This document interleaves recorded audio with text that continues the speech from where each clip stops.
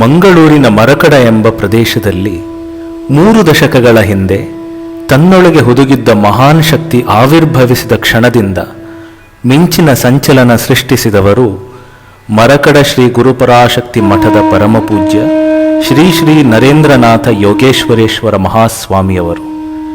ನೊಂದವರ ಬಾಳಿಗೆ ಸಾಂತ್ವನವ ಕೊಡುವ ಮಾತೃ ಹೃದಯೀ ತಾನಾಗಿ, ಆಶ್ರಿತರ ಬಾಳಿನ ಕಲ್ಪತರುವೇ ಆಗಿ, ದೀನ ದುರ್ಬಲರ ಬದುಕಿನ ಆಶಾಕಿರಣ ತಾನಾಗಿ, ಶರಣಾಗತರ ಪಾಲಿನ ಅಧಿದೈವತವೇ ಆಗಿ, ತನ್ನನ್ನಾವರಿಸಿದ ಭಕ್ತ ಸಂದೋಹವ ಬಿಡದೆ ರಕ್ಷಿಪ ಸ್ವಾಮಿ ತಾನಾಗಿ ಮೂರ್ತಿವೆತ್ತು ನಿಂತ ಕರುಣಾಮಯಿ ಪರಮ ಪೂಜ್ಯರು. ಮುರಕಲ್ಲಿನ ಬೆಟ್ಟ ಗುಡ್ಡಗಳಿಂದ ಕೂಡಿದ ಮರಕಡ ಎಂಬ ದುರ್ಗಮ ಪ್ರದೇಶವೆಂದು ಪೂಜ್ಯರ ತಪಶಕ್ತಿಯ ಪ್ರಭಾವದಿಂದ ಆತ್ಮತತ್ವಗಳ ಉತ್ಥಾನವಾಗಿಸುವ ಆಧ್ಯಾತ್ಮ ಕೇಂದ್ರ, ದೇವತತ್ವಗಳ ಉತ್ಥಾನವಾಗಿಸುವ ಪಾರಮಾರ್ಥಿಕ ಕೇಂದ್ರವಾಗಿ ಕಂಗೊಳಿಸುತ್ತಿದೆ. ಈ ಮಹಾಸಂಸ್ಥೆಯ ಸಂಸ್ಥಾಪಕರಾದ ಶ್ರೀ ಶ್ರೀ ನರೇಂದ್ರನಾಥ ಯೋಗೇಶ್ವರೇಶ್ವರ ಸ್ವಾಮಿಯವರು ಮಠದಲ್ಲಿ ಸ್ವಯಂ ಸಾನ್ನಿಧ್ಯ ವಹಿಸಿ ನಿಂತಿದ್ದಾರೆ. ಮರಕತ ಮಣಿಯಂತೆ ಶೋಭಿಸುತ್ತಿರುವ ಜ್ಞಾನಯೋಗದ ಸಾಕಾರ ಕೇಂದ್ರವನ್ನು ಪೂಜ್ಯರ ನಿರ್ಯಾಣದ ಶೇಷ ಪೂಜನೀಯ ಮಹಾಮಾತೆ ಶಕುಂತಲಾ ಅಮ್ಮನವರ ದಿವ್ಯ ಮಾರ್ಗದರ್ಶನದಲ್ಲಿ ಪರಂಪರೆ ಉತ್ತರಾಧಿಕಾರಿಯಾಗಿ ಪೀಠಸ್ಥರಾಗಿರುವ ಅವರ ಪುತ್ರ ಶ್ರೀ ಶ್ರೀ ನಿತಿನ್ ನರೇಂದ್ರನಾಥ ಯೋಗೇಶ್ವರೇಶ್ವರ ಸ್ವಾಮಿಯವರು ದಿವ್ಯಾನುಭೂತಿಯೊಂದಿಗೆ ಮುನ್ನಡೆಸುತ್ತಿದ್ದು, ಬರುವ ಭಕ್ತ ಜನರಿಗೆ ಸಾಂತ್ವನ ನೀಡಿ ರುಜುಮಾರ್ಗದತ್ತ ಈ ಜನಮಾನಸವ ಕೊಂಡೊಯ್ಯುವ ಕಾರ್ಯಗಳನ್ನು ಹಗಲಿರಳೆನ್ನದೆ ಮಾಡುತ್ತಾ ಇದ್ದಾರೆ. ಲೌಕಿಕ ಜೀವಿತದೊಳಗೆ ಸಂಕಷ್ಟಗಳ ಸರಮಾಲೆಯನ್ನೇ ಅನುಭವಿಸಿ ದಾರಿಗಾಣದೆ ತನ್ನೆಡೆಗೆ ಬಂದವರಿಗೆ ಪ್ರಾಯಶ್ಚಿತ್ತ ಪೂರ್ವಕವಾದ ಕಣ್ಣೀರ ತರ್ಪಣದೊಂದಿಗೆ ಕ್ಷಮಾಯಾಚನೆಯ ಪ್ರಾರ್ಥನೆಯ ಮೂಲಕ ಪರಿಹಾರವನ್ನು ಕೊಟ್ಟವರು ಪೂಜ್ಯರು. ಜನಮಾನಸದ ಕರ್ಮದುರಿತಗಳ ಪರಿಣಾಮವಾಗಿ ಕಾಲಗರ್ಭದೊಳಗೆ ಹುದುಗಿ ಹೋದ ಅಸಂಖ್ಯ ದೇವಚೈತನ್ಯಗಳ ಸೆಲೆಯನ್ನು ಕಂಡು ಸ್ವಯಂ ಶಕ್ತಿಯಿಂದ ಅಂದಿನ ದುರಿತಗಳನ್ನು ಕಳಚಿ ಆ ಚೈತನ್ಯಗಳನ್ನು ಶುದ್ಧೀಕರಿಸಿ ಅವರ ನೋವಿಗೆ ಕಾರಣೀಭೂತರಾದವರನ್ನೇ ಉಪಾಧಿಗಳನ್ನಾಗಿಸಿ ಯಾವುದೇ ಮಧ್ಯಸ್ಥರಿಲ್ಲದೆ ದೈವತ್ವದೊಡನೆ ನಿತ್ಯಾನುಸಂಧಾನ ಮಾಡುವ ಅತಿ ಸರಳ ಮಾರ್ಗ ನೀಡಿದವರು ಮಹಾಸ್ವಾಮಿಗಳು. ಅವರ ಕರ್ಮಯೋಗದ ಜೈತ್ರಯಾತ್ರೆಯ ಒಂದು ಸಾಕಾರ ರೂಪವೇ ಮಡ್ಯಾರು. ಅಂದು ತ್ರೇತಾಯುಗದಲ್ಲಿ ಕಪಿಸಮೂಹ ಎಂತು ರಾಮಸೇವೆಗೆ ತಮ್ಮನ್ನು ಸಮರ್ಪಿಸಿಕೊಂಡರೋ ಅದೇ ರೀತಿಯಲ್ಲಿ ಕರಸೇವೆಯ ಮೂಲಕ ಬೆವರ ತರ್ಪಣ ಕೊಡಿಸಿ ನಾಡಿನಾದ್ಯಂತ ಅಸಂಖ್ಯ ದೇಗುಲ ನಾಗಾಲಯಗಳನ್ನು ಪುನರುಜ್ಜೀವನಗೊಳಿಸಿ ನಿಜ ದೈವತವನ್ನು ಆರಾಧಿಸಲು ಕೊಟ್ಟವರು ಪೂಜ್ಯ ಮಹಾಸ್ವಾಮಿಯವರು.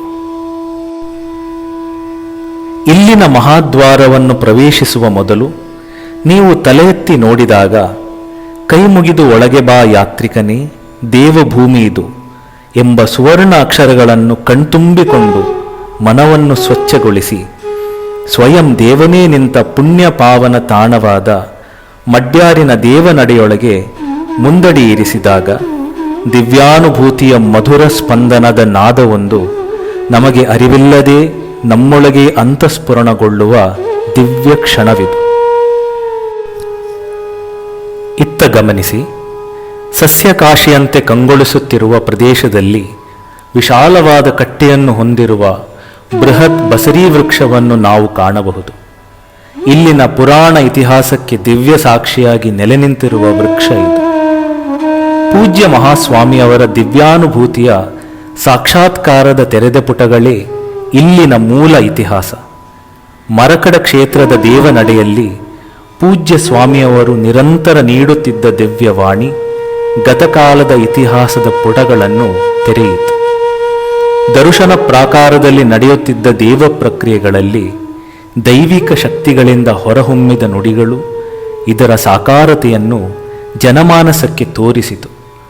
ವಿವಿಧ ಸಂದರ್ಭಗಳಲ್ಲಿ ನಡೆದ ಅಷ್ಟಮಂಗಲ ಪ್ರಶ್ನಾಚಿಂತನದ ಮೂಲಕ ತೆರೆದ ವಿಚಾರಗಳು ಇದಕ್ಕೆ ಮತ್ತೆ ಪುಷ್ಟಿಯನ್ನೊದಗಿಸಿದೆ. ಮಡ್ಯಾರು ಅನ್ನುವ ಪುರಾತನ ತಾಣದಲ್ಲಿ ಸೃಷ್ಟಿಯ ಆದಿಯಿಂದ ಇಂದಿನವರೆಗೂ ಜಗದ ರಕ್ಷಕ ಸ್ಥಾನ ವಹಿಸಿದ ಉಚ್ಚ ಕ್ಷತ್ರಿಯ ಪರಂಪರೆ ನೆಲೆ ನಿಂತಿತ್ತು. ಈ ಪರಂಪರೆಯಲ್ಲಿ ಜನಿಸಿದ ಪೂಜ್ಯ ಸ್ವಾಮಿಯವರ ಹಿರಿಯರು ಸುಮಾರು 100-150 ವರ್ಷಗಳ ಹಿಂದೆ ಅನಿವಾರ್ಯವಾಗಿ ಈ ಪ್ರದೇಶದಿಂದ ತೆರಳಬೇಕಾಗಿ ಬಂತು. ದೇಗುಲ ರಚನೆಯ ಪೂರ್ವ ಇಲ್ಲಿನ ಗ್ರಾಮವಾಸಿಗಳಿಗೆ ಬೇರೆ ಬೇರೆ ರೀತಿಯ ನಿಗೂಢ ಅನುಭವಗಳ ಸ್ಪರ್ಶ ಉಂಟಾದಾಗ, ವೈಯಕ್ತಿಕವಾಗಿ ಪರಿಹಾರಕ್ಕೆಂದು ಪೂಜ್ಯರ ಬಳಿಗೆ ಬಂದಾಗ, ಶತಶತಮಾನಗಳ ಹಿಂದೆ ಭೂಗತಗೊಂಡಿದ್ದ ದೈವೀ ಚೈತನ್ಯಗಳ ಸಂಪುಟ ಪರಿಸರಕ್ಕೆ ಬಾಧಾಶಕ್ತಿಗಳಾಗಿ ಉಪದ್ರವಿಸುತ್ತಿರುವುದನ್ನು ತಾನು ಮನಗಂಡು ಮುಂದಿನ ದಾರಿ ನಿರ್ದೇಶಿಸಿದರು. ಅದಲ್ಲದೆ ಪೂಜ್ಯ ಸ್ವಾಮಿಯವರಿಗೂ ಈ ಪ್ರದೇಶಕ್ಕೂ ಇರುವ ಅವಿನಾಭಾವ ಸಂಬಂಧ ತೆರೆಯಲ್ಪಟ್ಟು ಪುನರುತ್ಥಾನ ಅವರಿಂದ ಮಾತ್ರ ಸಾಧ್ಯ ಎಂಬುದು ನಿಚ್ಚಳಗೊಂಡಿತು. ಮಡುಗಟ್ಟಿದ ಕಾಡೊಳಗೆ ಅಲ್ಲಲ್ಲಿ ಹುತ್ತಗಳು ತುಂಬಿ ನಾಗಗಳ ಆವಾಸ ಸ್ಥಾನವೇ ಆದ ದುರ್ಗಮ ಭಯಭರಿತ ಪ್ರದೇಶವೆಂದು ದೇವಭೂಮಿಯಾಗಿ ಪರಿವರ್ತಿತಗೊಂಡಿದೆ. ನಿರಂತರ ತನ್ನ ದೈವೀ ಸಂಕಲ್ಪದ ಕ್ರಿಯೆಗಳಿಂದ ನಕಾರಾತ್ಮಕ ಶಕ್ತಿಗಳನ್ನು ಸಕಾರಾತ್ಮಕವಾಗಿ ಶುದ್ಧೀಕರಿಸಿದ ಪರಿಣಾಮವಾಗಿ ಈ ಪ್ರದೇಶ ಇಂದು ಆನಂದಾನುಭವ ನೀಡುವ ತಾಣವಾಗಿದೆ. 2004 ಇಸವಿ ಫೆಬ್ರವರಿ 27ರಿಂದ ಮಾರ್ಚ್ 6ರವರೆಗೆ ಪೂಜ್ಯ ಮಹಾಸ್ವಾಮಿಯವರ ಸಂಕಲ್ಪದಂತೆ ದೇವ ಸಾನ್ನಿಧ್ಯಗಳ ಪ್ರತಿಷ್ಠಾ ಬ್ರಹ್ಮಕಲಶೋತ್ಸವವು ವಿಜೃಂಭಣೆಯಿಂದ ನೆರವೇರಿತು. ವಿಶಾಲವಾದ ಪ್ರಾಕಾರವನ್ನು ಹೊಂದಿರುವ ಶಿಲಾಮಯ ದೇಗುಲದ ಒಳಗೆ ಪ್ರವೇಶಿಸಿದಾಗ 3 ಪ್ರಧಾನ ಗರ್ಭಗೃಹಗಳು ಇಲ್ಲಿರುವುದನ್ನು ಕಾಣಬಹುದು. ಸುಮಾರು 2124 ವರ್ಷಗಳ ಹಿಂದೆ ಉತ್ತರದ ಹಿಮಪರ್ವತ ಶ್ರೇಣಿಯಿಂದ ದಕ್ಷಿಣದ ಕನ್ಯಾಕುಮಾರಿಯವರೆಗೆ ಸನಾತನ ಮೂಲ ಪರಂಪರೆಯ ಪುನರುತ್ಥಾನದ ಚಿಂತನವನ್ನು ಹೊಂದಿ ಅಂದು ಸಂಚರಿಸಿದ ಶ್ರೀ ಗುರು ಮಚ್ಚೇಂದ್ರನಾಥರ ತಪೋಭೂಮಿ ಇದು. ಅವರ ಮನೋನ್ಮಯಿಯಾದ ತ್ರಿಶಕ್ತ ಸ್ವರೂಪಿಣಿಯನ್ನು ವೈಷ್ಣವಿ ಎಂಬ ಸಂಕಲ್ಪದಲ್ಲಿ ಪೂಜ್ಯ ಮಹಾಸ್ವಾಮಿಯವರು ನಿಲ್ಲಿಸಿದ್ದಾರೆ. ಸಮಾನಾಂತರವಾಗಿರುವ ಇನ್ನೊಂದು ಗರ್ಭಗೃಹದಲ್ಲಿ ಸುಮಾರು 1800 ವರ್ಷಗಳ ಹಿಂದೆ ಕದಂಬ ಸಾಮ್ರಾಜ್ಯವನ್ನು ಸ್ಥಾಪಿಸಿದ ಚಕ್ರೇಶ್ವರ ರಾಜ ಮಯೂರವರ್ಮನ ಸುಸಜ್ಜಿತ ಆಡಳಿತ ಕೇಂದ್ರ ಇದಾಗಿದ್ದು, ಅವನ ಆರಾಧ್ಯ ದೈವತ ಶ್ರೀ ವರದಾಯಿನಿ ವ್ಯಾಘ್ರ ಚಾಮುಂಡೇಶ್ವರಿ ರಾಜವಂಶದ ಕುಲದ ದೈವತವೇ ಆಗಿ ನೆಲೆಗೊಂಡಿದ್ದಾಳೆ. ಅಭಿಮುಖವಾಗಿ ಇರುವ ಗರ್ಭಗೃಹದಲ್ಲಿ ಲಿಂಗಸ್ವರೂಪಿಯಾದ ಮಹಾಕಾಲಭೈರವೇಶ್ವರ ಯಜಮಾನನಾಗಿ ಪರಿಪಾಲಕ ತತ್ವದೊಂದಿಗೆ ಕುಲಸ್ವಾಮಿಯಾಗಿ ನೆಲೆ ನಿಂತಿದ್ದಾನೆ. ಪೌಳಿಯ ನೈಋತ್ಯ ಭಾಗದಲ್ಲಿ ವಿಘ್ನೇಶ್ವರನಾದ ಮಹಾಗಣಪತಿಯ ಸನ್ನಿಧಿ, ಈಶಾನ್ಯ ಭಾಗದಲ್ಲಿ ಮೂಲ ಗುರು ಶ್ರೀ ಶ್ರೀ ಮಚ್ಚೇಂದ್ರ ನರೇಂದ್ರನಾಥ ಯೋಗೇಶ್ವರೇಶ್ವರ ಪೂಜ್ಯ ಪಾದರ ಗುರುಪೀಠ ಇದೆ.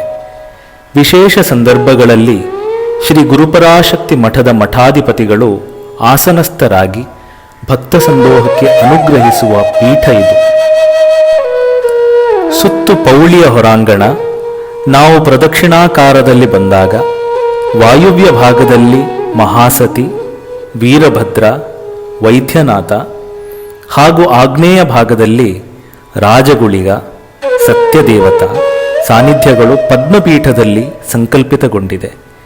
ನೈಋತ್ಯ ಭಾಗದಲ್ಲಿ ನಾಗೇಶ್ವರ, ನಾಗೇಶ್ವರಿ ಸಹಿತ ನವನಾಗರ ಸಂಕಲ್ಪ ಹೊಂದಿರುವ ನಾಗಾಲಯ ಇಲ್ಲಿನ ಇನ್ನೊಂದು ವೈಶಿಷ್ಟ್ಯ.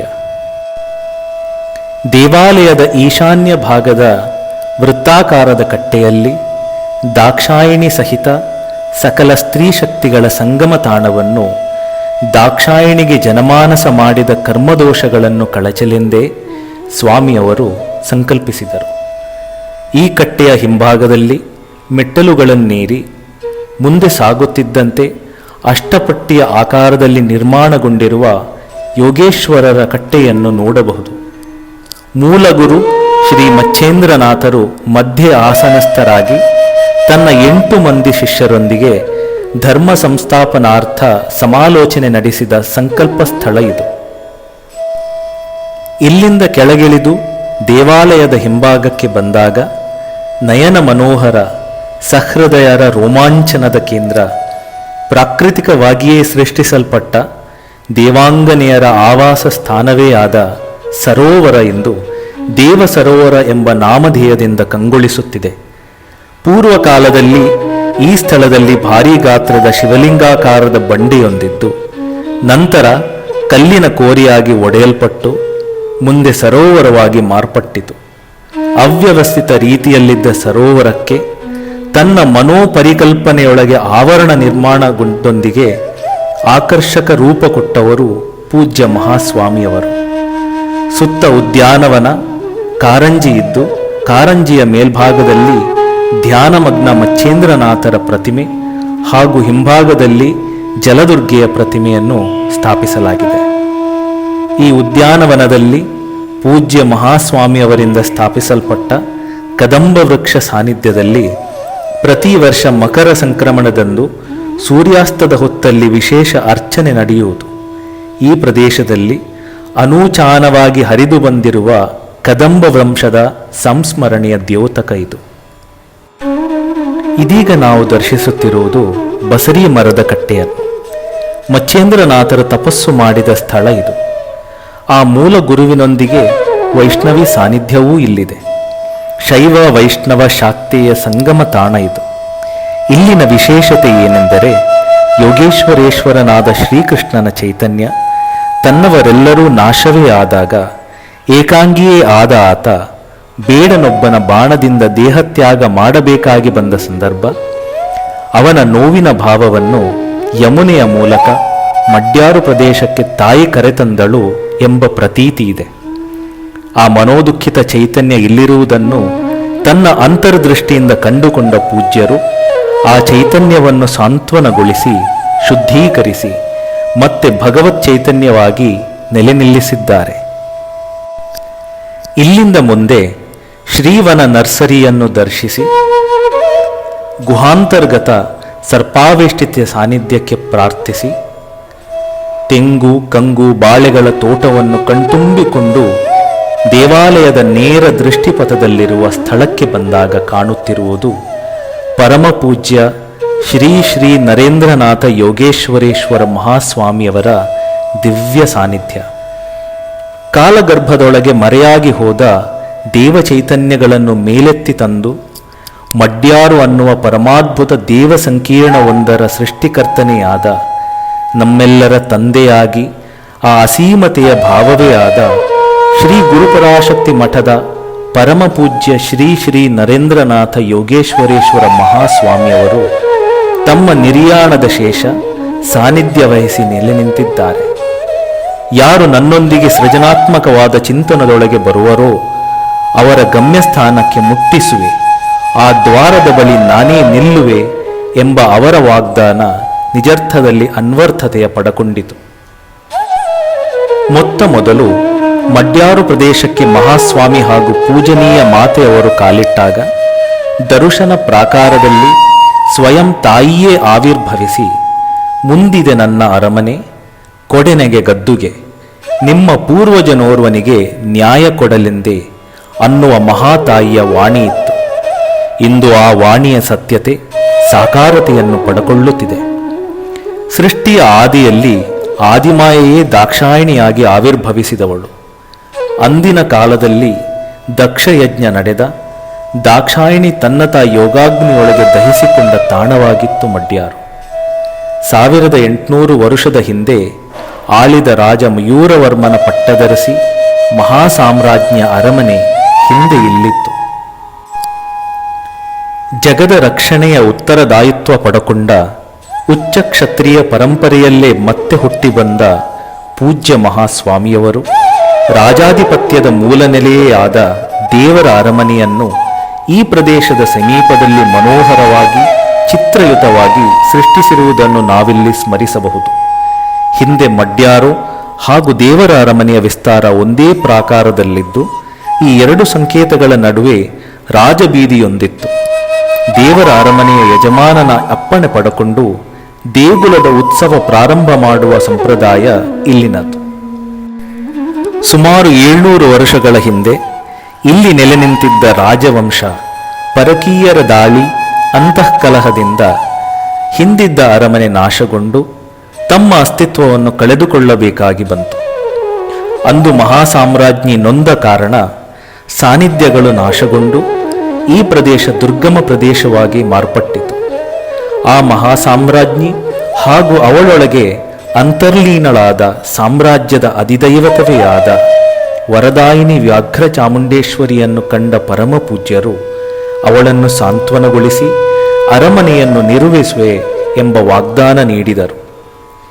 ತಾನು ನೀಡಿದ ವಾಗ್ದಾನದಂತೆ ಇಂದು ಕಾಣುವ ಅರಮನೆಯ ನಿರ್ಮಾಣ ಕಾರ್ಯವ ಬಹುತೇಕವಾಗಿ ಸ್ವಾಮಿಯವರು ಮಾಡಿದರು. ಇಂದು ಅರಮನೆಯ ಪೂರ್ಣತ್ವದ ಹಂತಕ್ಕೆ ತರುವ ಕಾರ್ಯಗಳನ್ನು ಪೂಜನೀಯ ಮಹಾಮಾತೆ ಹಾಗೂ ಮರಕಡದ ಮಠಾಧಿಪತಿಗಳಾದ ಶ್ರೀ ಶ್ರೀ ನಿತಿನ್ ನರೇಂದ್ರನಾಥ ಯೋಗೇಶ್ವರೇಶ್ವರ ಸ್ವಾಮಿಯವರು ಮಾಡುತ್ತಿದ್ದು ಈ ದೇವ ಸಂಕಲ್ಪದ ಆಶೋತ್ತರಗಳನ್ನು ಈಡೇರಿಸುತ್ತಿದ್ದಾರೆ.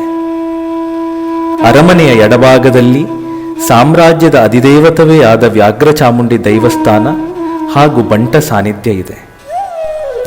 ಮತ್ತೆರಡು ಹೆಜ್ಜೆ ಮುಂದುವರಿದಂತೆ ವಿಸ್ತಾರವಾದ ಕಪಿಲ ಗೋಶಾಲೆ ಎನ್ನುವ ಗೋದೇಗುಲವನ್ನು ದರ್ಶಿಸಬಹುದು. ಗೋದುರಿತಗಳನ್ನು ಕಳಚಿಕೊಳ್ಳಲು ಒಂದು ಪುಣ್ಯ ನಿಧಿಯನ್ನು ಮಹಾಸ್ವಾಮಿಯವರು ಒದಗಿಸಿದ್ದಾರೆ.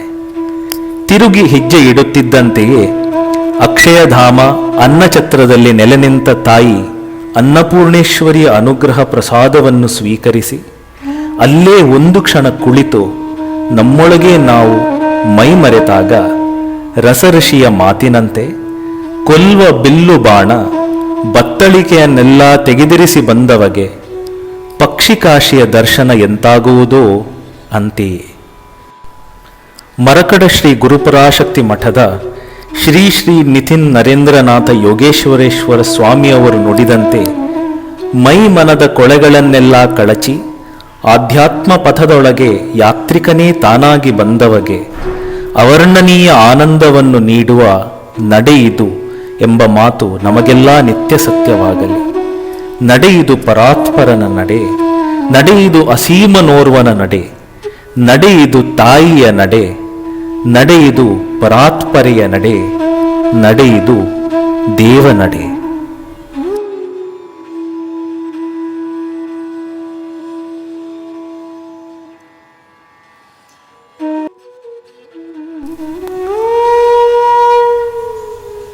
ಪರಮಪೂಜ್ಯ ಶ್ರೀ ಶ್ರೀ ನರೇಂದ್ರನಾಥ ಯೋಗೇಶ್ವರೇಶ್ವರ ಸ್ವಾಮಿಯವರಿಂದ ಸಂಸ್ಥಾಪಿತವಾದ ಶ್ರೀ ಗುರುಪರಾಶಕ್ತಿ ಮಠ ಮರಕಡದ ಇಂದಿನ ಪೀಠಾಧಿಪತಿಗಳಾದ ಪರಮಪೂಜ್ಯ ಶ್ರೀ ಶ್ರೀ ನಿತಿನ್ ನರೇಂದ್ರನಾಥ ಯೋಗೇಶ್ವರೇಶ್ವರ ಸ್ವಾಮಿಯವರು ತಮ್ಮ ಪೂರ್ವಾಶ್ರಮದಲ್ಲಿ ಕಂಪ್ಯೂಟರ್ ಇಂಜಿನಿಯರ್ ಪದವೀಧರಾಗಿದ್ದು ಮುಂದೆ ದೇಶದ ಅತ್ಯುನ್ನತ ವೈಜ್ಞಾನಿಕ ಸಂಸ್ಥೆಯಾದ ಇಂಡಿಯನ್ ಇನ್ಸ್ಟಿಟ್ಯೂಟ್ ಆಫ್ ಸೈನ್ಸ್ ಬೆಂಗಳೂರಿನಿಂದ ತಂತ್ರಾಂಶ ರಕ್ಷಣಾ ವಲಯದಲ್ಲಿ ಸೈಬರ್ ಸೆಕ್ಯುರಿಟಿ ಹಾಗೂ ಆರ್ಟಿಫಿಷಿಯಲ್ ಇಂಟೆಲಿಜೆನ್ಸ್ ವಿಭಾಗದಲ್ಲಿ ಪರಿಣಿತರಾಗಿ ತನ್ನ 2 ದಶಕಗಳ ಕಾಲಾವಧಿಯಲ್ಲಿ ಜಗದ್ವಿಖ್ಯಾತ ಬಹುರಾಷ್ಟ್ರೀಯ ಸಂಸ್ಥೆಗಳಾದ ಕ್ವಾಲ್ಕಾಮ್, ಇಂಟೆಲ್ ಮುಂತಾದ ಸಂಸ್ಥೆಗಳಲ್ಲಿ ತಂತ್ರಾಂಶ ರಕ್ಷಣಾ ವಲಯದಲ್ಲಿ ಉನ್ನತ ಹುದ್ದೆಯಲ್ಲಿ ಕರ್ತವ್ಯ ನಿರ್ವಹಿಸಿದರು.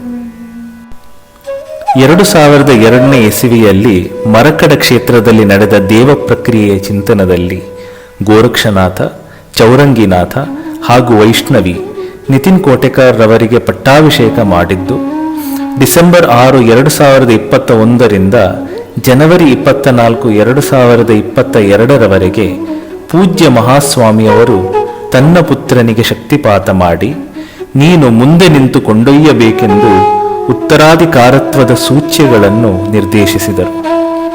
ವಿವಿಧ ಅಷ್ಟಮಂಗಲ ಪ್ರಶ್ನಾಚಿಂತನದಲ್ಲಿ ಬಂದಂತೆ ಲೋಕೋದ್ದೇಶಕ್ಕಾಗಿ ಗುರುವಿನಿಂದ ಸೃಷ್ಟಿಯಾದ ಕ್ಷೇತ್ರ ಪರಂಪರಾಗತವಾಗಿ ಪೂಜ್ಯ ಸ್ವಾಮಿಯಿಂದ ನಂತರದ ವ್ಯಕ್ತಿಗೆ ಹರಿಯಲಿದೆ. ಮೂಲ ಪರಂಪರೆಯಲ್ಲಿದ್ದಂತೆ ಸಂಸಾರಿಯಾಗಿ ರಾಜರ್ಷಿಯಂತೆ ಮುಂದತ್ವ ಚಿಂತನ ಇಲ್ಲಿನ ಸಂಪ್ರದಾಯ. ಇಲ್ಲಿ ಉತ್ತರಾಧಿಕಾರತ್ವ ಪರಂಪರೆಗೆ ಸಂಬಂಧಿಸಿದ್ದು ಆ ಬಾಧ್ಯತೆ ಶಿಷ್ಯ ಸಮೂಹ ಅಂದರೆ ಭಕ್ತರಿಗೆ ಬರುವುದಿಲ್ಲ.